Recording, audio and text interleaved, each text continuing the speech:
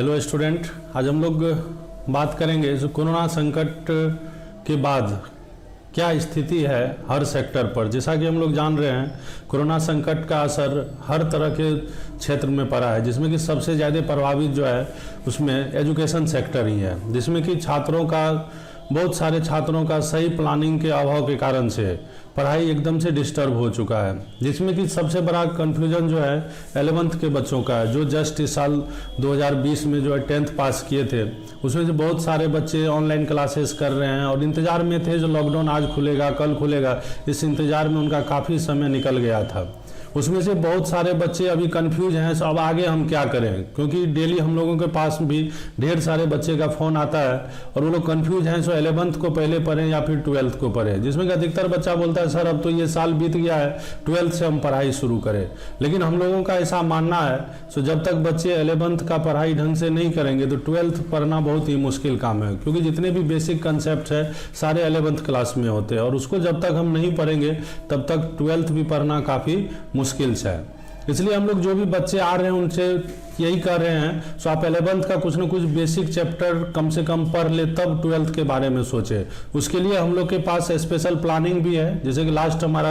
1.5 महीने पहले जो है बैच शुरू हुआ है, उस बैच में अभी हम लोग बच्चे को ऐड कर रहे हैं, जिसको कि अलग से हम लोग पीछे का जो भी चैप्टर हो गया है उसको पढ़ा रहे हैं। दूसरा, आगे एक सप्ताह के अंदर एक स्पेशल बैच हम लोग बनाने जा रहे हैं। इस बैच में हम लोग करेंगे क्या, सो 11th का तो 60% के अप्रोक्स में सिलेबस, जो कि काफ़ी इंपॉर्टेंट है 12th के पढ़ाई के अनुसार से, जिसके बिना 12th का पढ़ाई करना असंभव है, उस तरह के टॉपिक्स को हम लोग छांट रहे हैं, जो कि कम से कम हम लोग 11th के बच्चे को उनको पढ़ा दें। दूसरी बात है, बहुत सारे बच्चे या अभिभावकों का ये कहना है सर अब समय कहाँ है 11th के लिए, तो उनके लिए हम बता देना चाहते हैं, सो 11th के लिए अभी भी 4 से 5 महीने का टाइम हम लोग निकाल सकते हैं, क्योंकि 12th का जो बैचेज है बाहर में कोटा सब में भी आप पता कर सकते हैं, वहाँ अप्रैल में बैच शुरू होता है। इस बार हम लोग 15-20 दिन 1 महीना लेट से भी 12th शुरू करेंगे तो कोई दिक्कत वाली बात नहीं है, क्योंकि 12th का सिलेबस थोड़ा सा कम होता है और आसान भी होता है। जिस बच्चे का 11th सही ढंग से हो गया वो 12th बहुत आसानी से कर लेते हैं। जैसे इस साल ही हम लोग लॉकडाउन में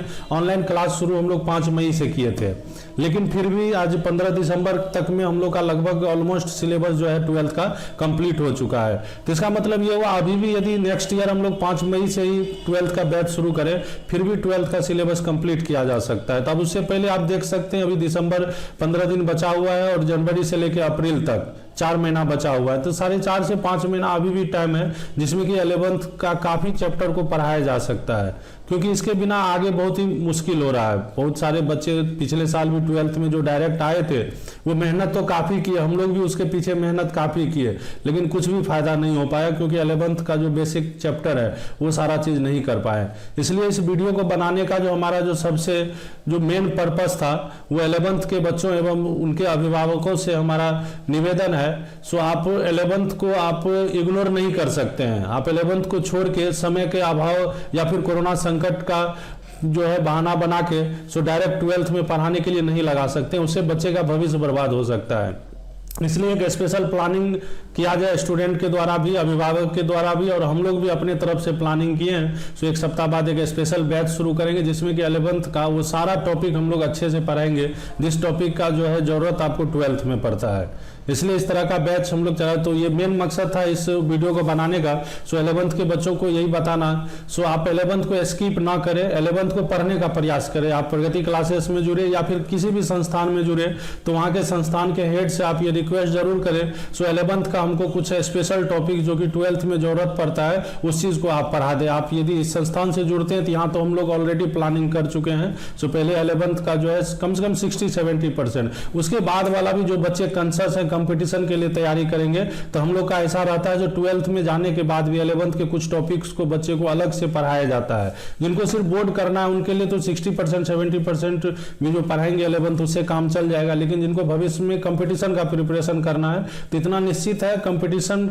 में अभी टाइम है, क्योंकि वो आपको 2022 के मई में जाके होगा या अप्रैल में होगा, तो उस टाइम तक हम लोग किसी न किसी रूप में 11th का मैक्सिमम पोर्शन को कवर कर सकते हैं। तो उसके लिए एक प्लानिंग करना होगा। सो शुरुआत हम लोग यहाँ से करें और अंत तक हमारी संस्था से यदि जुड़े रहते हैं तो निश्चित है उस तरह के बच्चे जो हमारे पास अप्रैल मई तक जुड़े रहेंगे, 2022 के अप्रैल मई तक, उनके लिए हम कोशिश करेंगे मैक्सिमम 11th का पोर्शन उसको कंप्लीट कर दे। 12th बोर्ड के बाद भी कुछ टाइम मिलता है, उस टाइम में भी हम 11th को कंप्लीट कर दे, लेकिन अभी के सिचुएशन के अनुसार कम से कम 60% तो आराम से हम लोग कर ही लेंगे और उतना हो जाएगा तो फिर 12th आसानी से पढ़ा जा सकता है।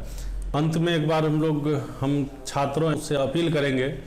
सो इस कोरोना संकट को अब नज़रअंदाज करना पड़ेगा और इसके साथ हम लोगों को जीना सीखना पड़ेगा। जिस तरह से जॉन्डिस, टाइफाइड, कैंसर, हर तरह की बीमारी के साथ हम लोग जी रहे हैं, उसी तरह से कोरोना के साथ भी जीना सीखना होगा। प्रिकॉशन बरतना होगा, मास्क यूज़ करना होगा, सैनिटाइजर यूज़ करना, सारे प्रिकॉशन को बरतते हुए हमको आगे भी बढ़ना होगा, क्योंकि एक लंबा वक्त गुजर चुका है, 8 से 9 महीना गुजर चुका है और भविष्य में भी काफ़ी दिन लग सकता है कोरोना संकट से उभरने में। तो बेहतर यही होगा हम लोग कोरोना के साथ एक